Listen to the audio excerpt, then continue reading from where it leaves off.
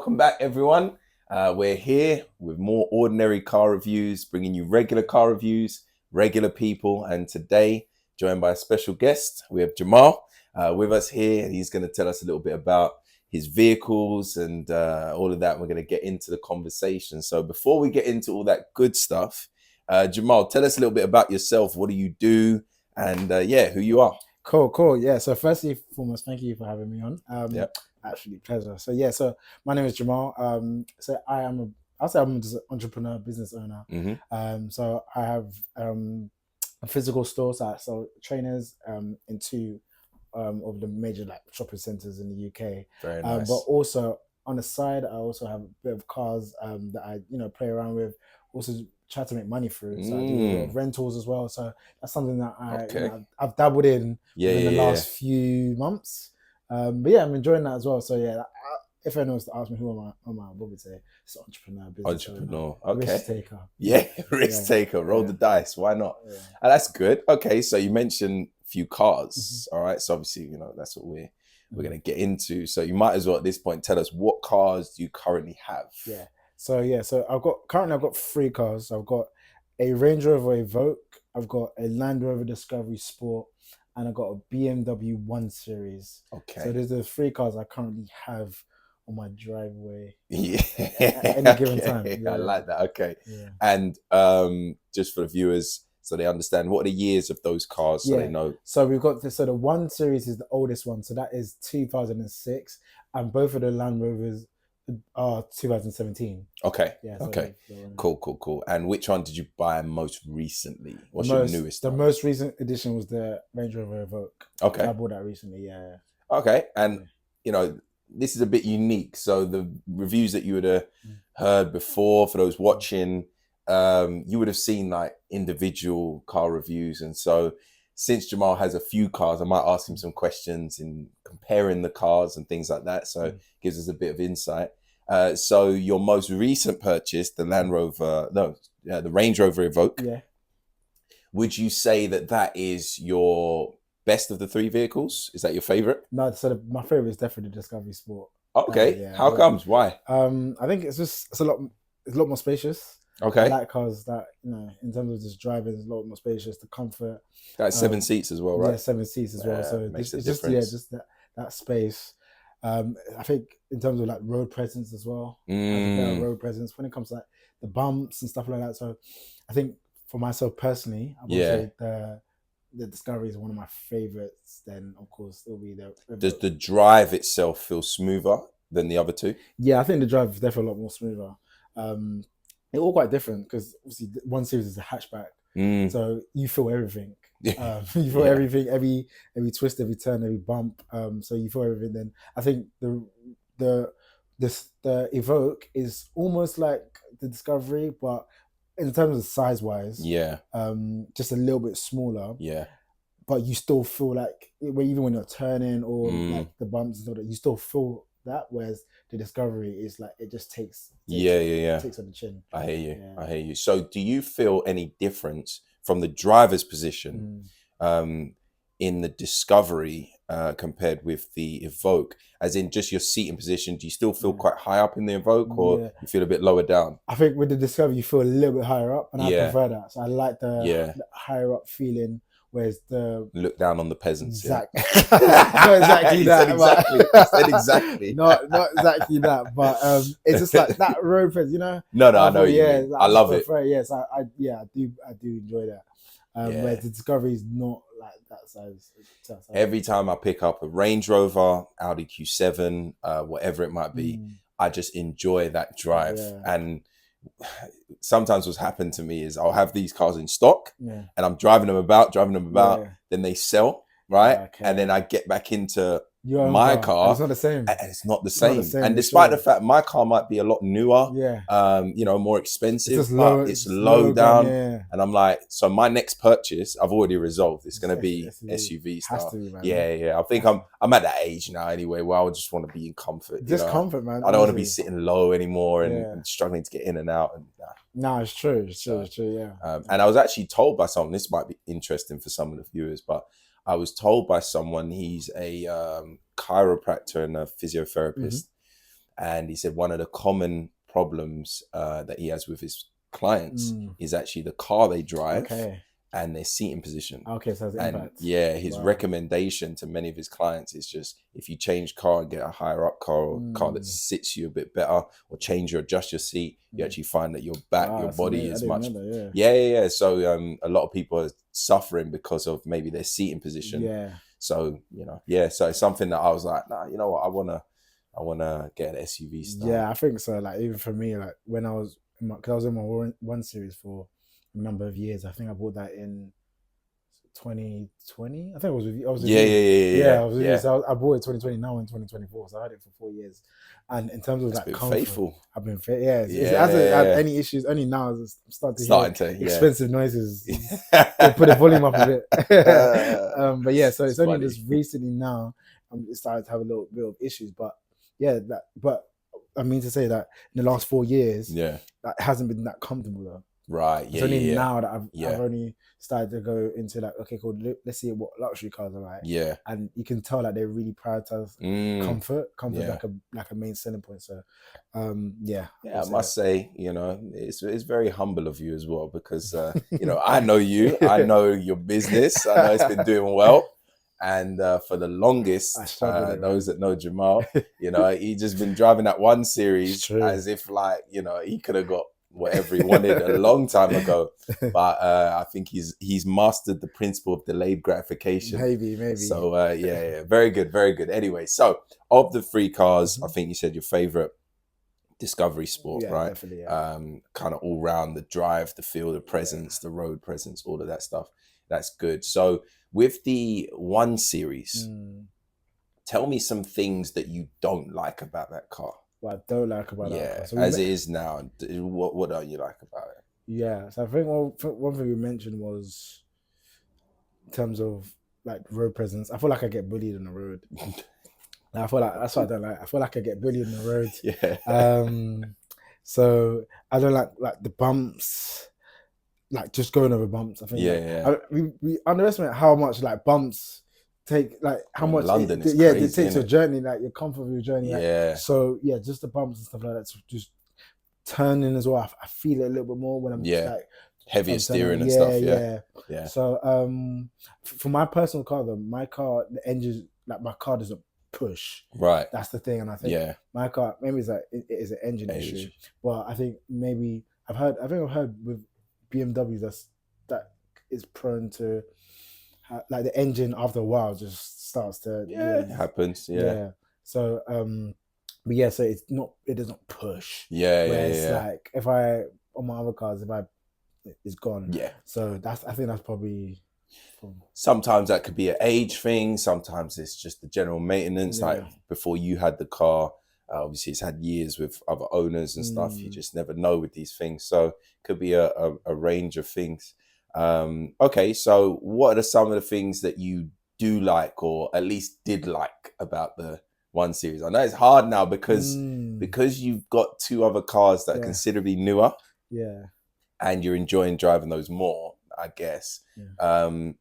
And if I'm not mistaken, is the 1 Series the only manual out of the 3? So again, like, man, there's so much stacked up against it. But what do you like, or did you like, maybe before you were experiencing it? I'll probably say the sentimental value in terms of like, 'cause I remember when I first got it, I've always wanted a 1 Series. I started off with a Astra, I had a blue Astra. I think I was like 04, 05 plate. 05, I remember I actually gave it to a friend. But so I had that then. I remember I always wanted a 1 Series. Like growing up, I remember like school, you see like the guys, like the older guys anyway, they would pull up on a 1 Series. It was always a lot more cooler. The oneers. Yeah. They had that little bit more of a, like street cred, street respect. And I remember for me, I was like, I love that. But so when I got that, I think for me with the 1 Series, I think the sentimental value was just where I was in my life at the time. And obviously where I'm at now, it's like it's basically seeing me through like different stages of my life. So I think the sentimental value, in terms of the actual car in itself, I think just the ability to even just customize. Like I think so is a great car if you want to like customize in terms of that it like the alloys, tints, all that stuff. It has you can see the impact of it has on the car. So you can really like bring out your personality within that car. Whereas some cars you can't really actually. You can, to be fair, but I feel like it's a lot easier to do on that car. I agree, and I think the shape of that car was way ahead of its time. Yeah, definitely. So the way the body is designed, because remember that car came out in 2004. That was the first one. Yeah, it was the first one. Yeah, and that was way ahead of its time. Yeah. To the point that you could be driving that 2004 car. If you had a private plate on it, nobody would know at a first glance that's a 2004. No way. You'd be thinking like that's 10 plate onwards. You know what I'm saying? Because it was way ahead of its time. And so BMW did exceptionally well with that car. I've had a few in stock. They always drive pretty good. You know, and solid cars. Yeah, I'll probably say they're reliable, man. Very. Because we mentioned as well in terms of like issues. I've had that car for 4 years. So bear in mind, I bought that car 95,000 miles. Currently, it's done about 125,000 miles, which I checked last time. So that's about 30,000 miles. Yeah. So around 30,000 miles. And I've not had any major issues. And it's 30,000 miles at that mileage. Yeah. So it's not like it's his first 30,000 miles. That's well into its life. Yeah, well into that. Yeah. Some would argue end of life, but with BMWs they can keep going. Yeah. So in terms of very good. Yeah. So anyone wants a car that's reliable, stylish. That from my experience, of course. Yeah. Again, I might just be the exception, but definitely BMWs are quite reliable. So what's the engine size on that? It's 1.6. 1.6. Yeah, 1.6. Petrol. Yeah, very good. That's very good. Yeah. Very, very good. Okay. So some likes and dislikes. Let's talk Evoque next. Right? Evoque. What do you like? What don't you like so much about the Evoque? I feel like with the Evoque, it's quite nippy. Like what I like about that is that because of the size, again, it's not too large, or it's not small, but it's not too large. So if you're just popping in shop, like it's like a nippy car, like a car that you can, again, it's not like a heavy steering car or anything like that. It's just, so I feel like in terms of like how nippy it is and how just like, again, it's still comfortable as well. If I want to go to places quickly, like I just like the size of the car. So, whereas my Discovery Sport is a lot bigger. So it's more like finding parking is a bit more of a hassle, all that stuff. So I think I like the Evoque because of the size and like getting around if I want to do a quick trips. Yeah, definitely. Yeah. Okay, so then what about not so? What don't you like so much? So it doesn't have panoramic roof. Okay. Which panoramic roof makes a huge difference. Spacing wise is not as big inside. I'm not a massive fan of the Range Rover's like technology, right? Like the Saturn Nav, all that stuff. It feels quite old school to be fair. Yeah. I guess maybe for the time, obviously, we probably was suited. It's suited, but now obviously we have like every car, pretty much all the modern cars now come with CarPlay. Yeah, that's right. So in terms of like the actual technology in itself, I don't think it's the greatest. What else don't I like? Boot size fairly small. The shape of them interests me. In the back, I don't know if you've even sat in the back of your own car, because that's not something that you normally do. Nah. But if maybe imagine then if you haven't, but if you sat in the back, is the roof quite low? Because I think it slants slightly on the Evoque. Yeah, fairly low. Yeah, the Evoque is fairly low. Yeah, it's not. I don't think for me it doesn't touch my head. No, I don't think it touches. Actually, I haven't sat the back. So but it's not. It's still. I think it's a bit. It's quite low. Yeah. Okay. Yeah, the shape's a bit iffy. I mean, they come in convertibles, which I've never ever been a fan of. But right? Nah, I saw it one time. I thought it was in SUV convertible. But the reason I like because I saw that as well. I saw it. There's not many of them. I think they even discontinued it. I think so. Yeah, I think they discontinued it.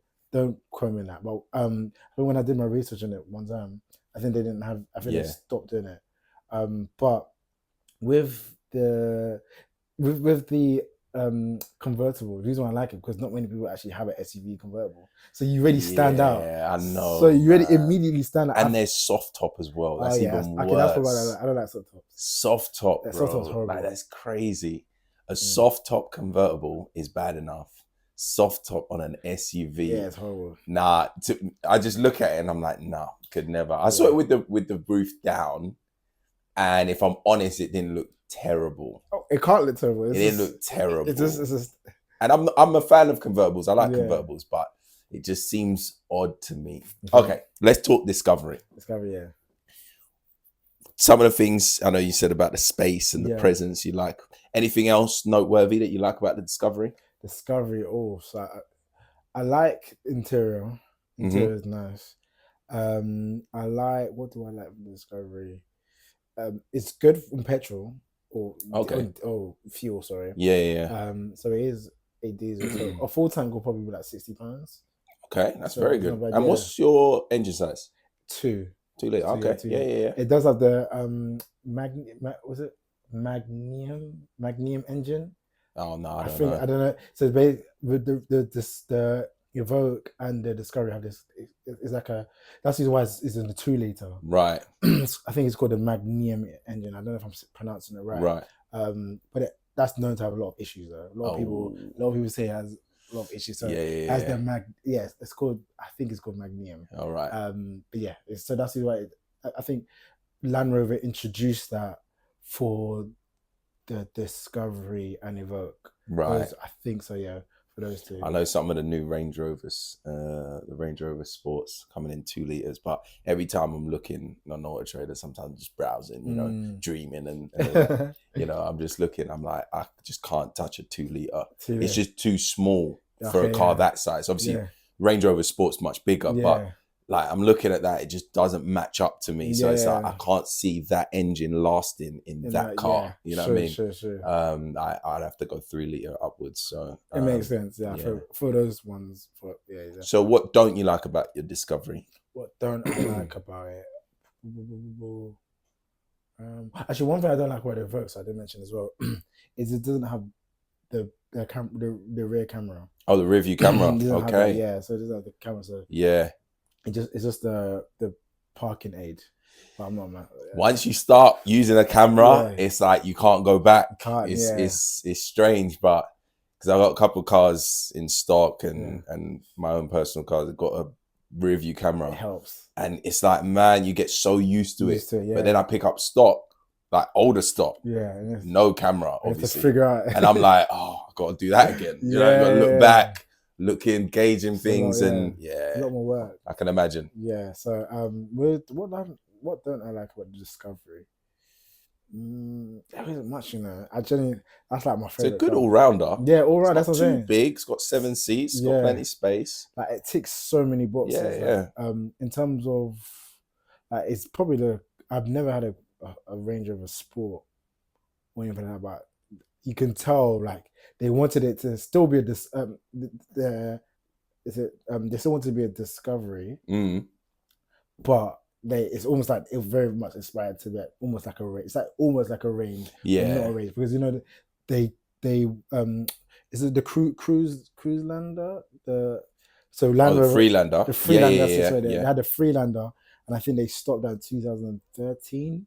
So then they had the new models, which is the Discovery Sports. So, and that's when it has like now it's more of a modern feel. Whereas the old ones were very boxy. So I think maybe that's probably the inspiration Land Rover had, was like, okay, we want to move forward to more of a modern look. So I think with the Discovery, you can really tell that Land Rover, like they did, and Discoveries are not far off of the Range Rover line.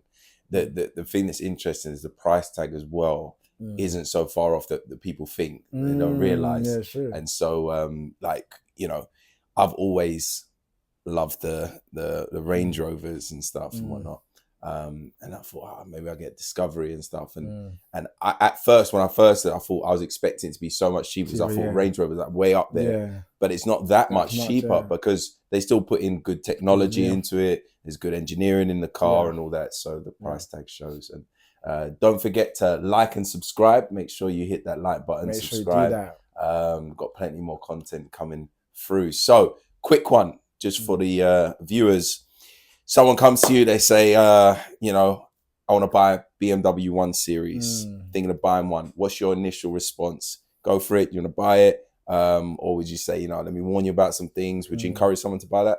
From my personal experience, I'd definitely recommend getting the 1 Series. I think, again, in terms of reliability, I think that's very important. You want a car that's gonna, you know, you're not going to keep every single year. You're going to be out of pocket trying to maintain that car. So I think in terms of like reliability, from my personal experience, I'm not too sure. Again, it also depends on the year though as well. Yeah. And there's some maybe like the newer ones and probably as less reliable because sometimes, again, with BMW, they might tweak some things like engine and stuff like that. So I'm not being too clear in the newer ones. Yeah. So, but I guess I don't think it will be that drastic anyway. So if we're looking at the whole model in itself, I probably would recommend getting a 1 Series because, again, very reliable.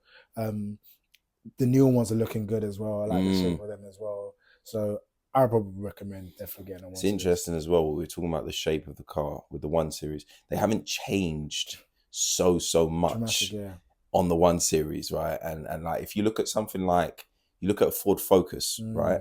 A Ford Focus from 2005 looks completely different to a Ford Focus of like 2013, 14. They're worlds apart. Same with the Astra as well. Astra, very different, right? The 1 Series maintained its shape. You look at the A-Class, Mercedes A-Class, completely different. You remember that box thing that it was flat back? It was like a curve, like a tent, and you're driving. That was the old A-Class. Then you look at the new A-Class or newer ones, completely different shape. So a lot of these Audi A3s didn't change much, and BMW 1 Series didn't change much because there wasn't much to change. They were great designs from the beginning. They knew it. And again, they got the formula right. Even with that hatchback, if you're looking at the hatchbacks, I'd definitely say it's probably the best shaped hatchback because there isn't any hatchbacks even similar. You know, some of them are a bit similar to each other, whereas 1 Series you can tell is very unique. And the design of it is like, it's definitely beyond its. Very good. True. All right. Someone comes and says, Jamal, looking to buy a Range Rover Evoque. What are you saying? See some hesitancy there. I'll probably say get Discovery instead, man. Yeah. Personally, I'll probably say get Discovery instead. Range Rover is good. I think oftentimes people want it for the name. Yeah. And if it's for the name and you just you want to pull up in the Range Rover, people be like, all right, you got Range Rover. Yeah. I guess, But in terms of like what you get, the value for money. I don't think it's that crazy. Like I wouldn't. Like for me, just me personally, I don't understand how people get like a brand new Evoque. Like Like for me, that blows my mind. But again, obviously, people might enjoy that, each to their own. But just me personally, I don't. I wonder why would you get a brand new Evoque when Land Rover have better options. Anyway, but that's just me personally. But okay, I think in that you've answered the third question, which was if someone's going to come and ask you, I want to buy a Discovery, Discovery Sport. I'm assuming you'd say 100%. I said get a Discovery, man. Like just in terms of what you get, like just good value for money. Discovery, because I think the frustrating part is because the Evoque's like the middle ground.